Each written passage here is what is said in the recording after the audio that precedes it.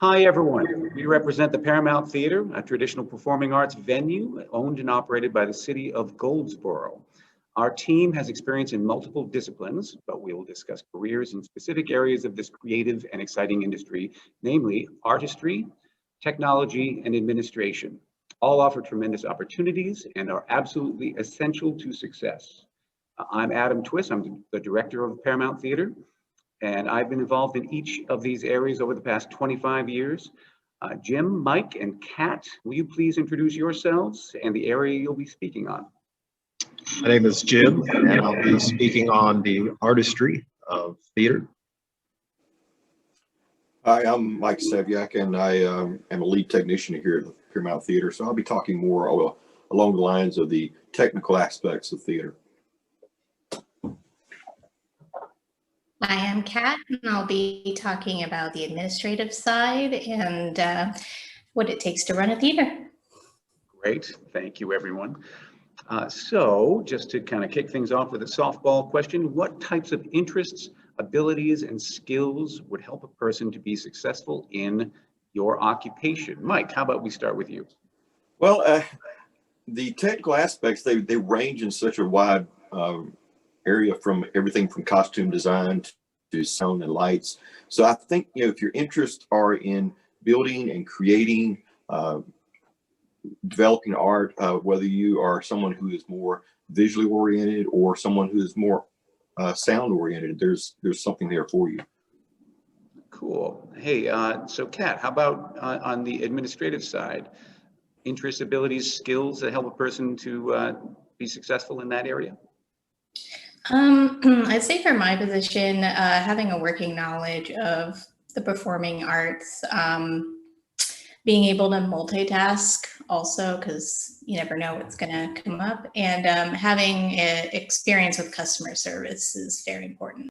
It just depends on what area you want to go into. If you want to be an actor on the stage, I would suggest acting, singing, dancing, and do all of it.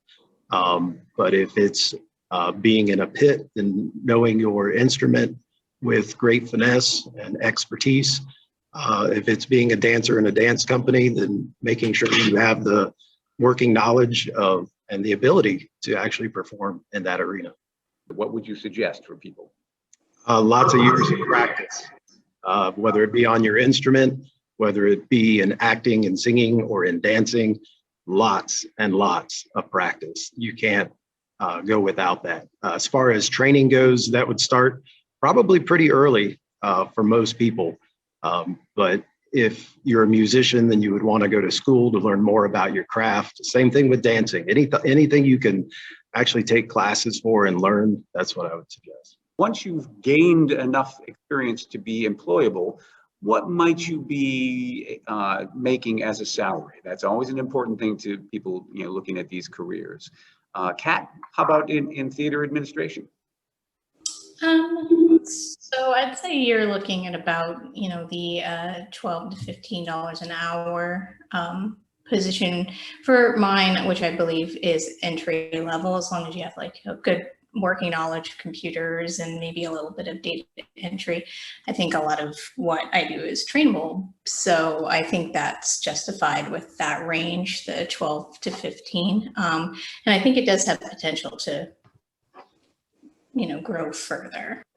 Starting out, just a technician would make, here at the Paramount, we're starting out at $17 an hour, but that is a part-time position, and we have opportunities where we're working a good bit during the week, and then we have situations where we're not working much at all for a couple of weeks. It runs hot and cold. But if you're looking more on a salary line, once you start getting into your stage managers, your technical directors, that sort of thing, you're starting out, you're maybe looking mid-30s to mid-40s range, just starting out. But once you get up into the national touring companies, those numbers can grow substantially as well. What is one of the biggest challenges you face in your job, Kat? I'd say probably juggling the multiple events and making sure, because sometimes we have things going on at the same time, and making sure that everything's in order and kind of keeping up to date on the changes and things like that. So I'd say that's probably the biggest challenge, just, when we have a lot of stuff going on, which has been lax lately this last year, but yeah, I'd say that would be it. What's one of the biggest challenges that you face?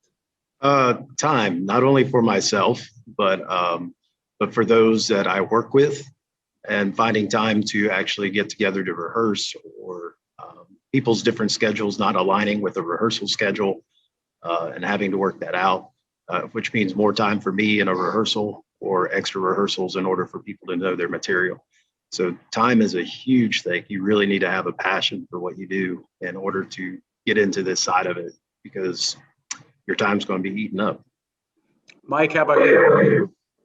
I think the biggest thing is that we are not a typical 9 to 5 Monday through Friday job. So work schedule, a lot of times we are working nights and weekends, and that can be different than most people you work with outside of the theater industry. So time. What would a good major be for them to pursue? Jim, how about starting on the artistic side? Depends on what area you want to go into. If you're on the musical side, I would say definitely major in the instrument that you play on. But of course, if you want to be an actor that sings and dances, a music theater degree would definitely give you the more rounded type of degree that you would need in order to learn, have voice lessons, take dance studio, and also acting lessons. Mike, how about on your front there? What would be a good major to pursue for some of these students who are considering going forward? I mean, you can look at the traditional Bachelor of Fine Arts in theater. They do not only have emphasis in acting or singing or dancing, but also there are stage management or technical theater emphasis for some of those degrees. You can look at that. There are people like myself who I actually have a degree in computer information systems and got a lot of my experience outside of the traditional theater world. So you don't have to be boxed into a fine arts degree, but you need to be willing to pull your resources from all your different life experiences. I kind of got involved in this a little bit late in life. So for someone who's coming right out of high school, right into college, I would say focus more on if this is what you want to do, focus on the fine arts theater degree.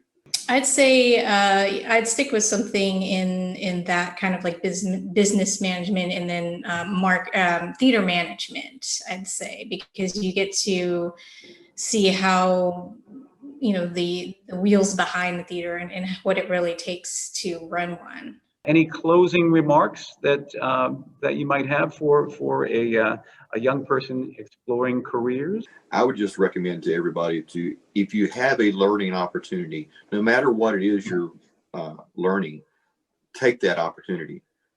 You never know when it's going to come of use. Things I learned in Boy Scouts early on, things I learned as an amateur radio operator, I'm using all of that here at the theater. My passion has always been music, and that's what I followed. And it's a good thing. This is what I do day and night. My son is different. His is chemistry, and that's what he's following. So it doesn't necessarily have to be in the arts, but definitely find your passion and follow that passion.